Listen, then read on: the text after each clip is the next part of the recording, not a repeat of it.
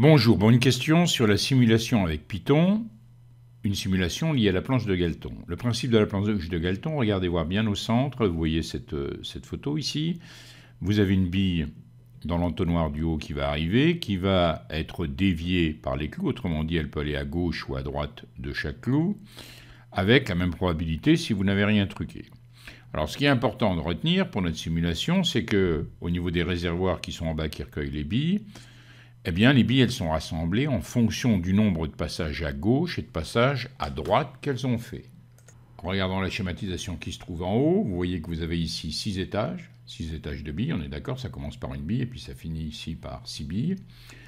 Si vous prenez la trajectoire de la bille rouge, elle va atterrir dans le compartiment numéro 4 si vous avez bien pris la précaution de démarrer le numérotage de vos compartiments partant de 0, et vous vous apercevez qu'elle aura fait 4 chemins à droite. Autrement dit, pour notre simulation, ce qui est important, c'est le nombre de chemins. Par exemple, si vous vous intéressez au chemin à droite, c'est le nombre de chemins à droite que va faire la bille. Si elle en fait 4, elle atterrit dans le compartiment 4, si elle en fait 5, dans le compartiment 5, etc.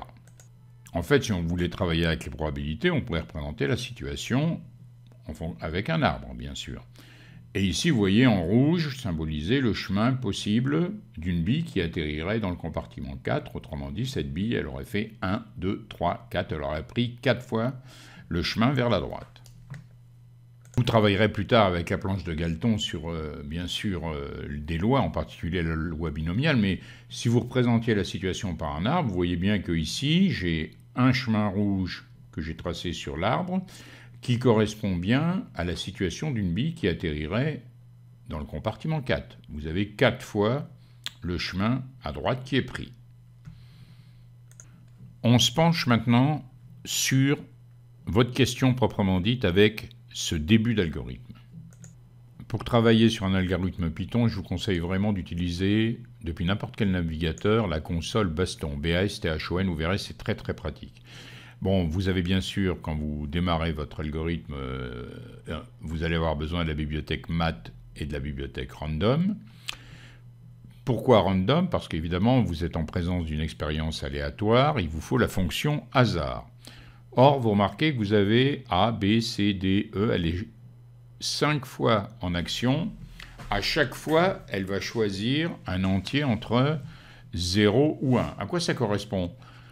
Ça correspond à l'idée que finalement, ce qui vous intéresse, c'est le nombre de chemins, par exemple, à droite que prend votre bille, puisqu'elle va correspondre, je vous disais tout à l'heure, au numéro du compartiment. Là, en l'occurrence, on a bien 0, 1, 2, 3, 4, 5. J'ai numéroté les compartiments. Il y en a bien sûr 6 dans notre situation.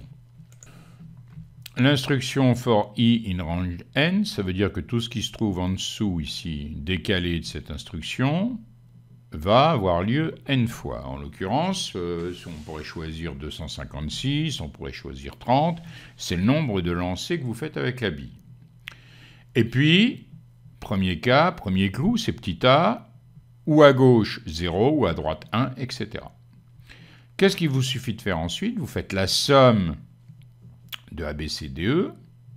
Évidemment, si cette somme, elle correspond au compartiment, vous allez marquer somme égale somme plus 1. Autrement dit, vous avez un compteur qui vous permet de savoir combien de billes atterrissent dans le compartiment K. Donc cette simulation, elle va marcher par exemple, supposons qu'on s'intéresse toujours à notre compartiment 4 et qu'on ait 256 lancés par exemple, eh bien, tout à l'heure, pour faire la simulation, je peux très bien taper simulation n, je prends 256, k, je prendrai 4. Ce qu'on souhaite évidemment, c'est avoir la fréquence, autrement dit la probabilité. Eh bien, vous avez le nombre finalement de billes qui vont atterrir dans l'expérience, par exemple, dans le compartiment 4. Pour avoir la fréquence, il vous suffit de diviser somme par quoi? Évidemment par le nombre de lancers, autrement dit par n. J'ai donc f égale somme sur n. Un exemple, vous cliquez sur exécuter. On va prendre simulation, c'est le nom de la fonction, simulation. On va imaginer, comme je le disais tout à l'heure, que j'effectue 256 lancers et que je veux savoir la probabilité d'atterrir dans le compartiment 4.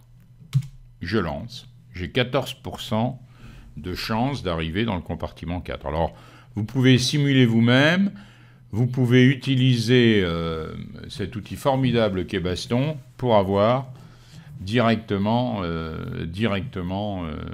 vos simulations. Voilà.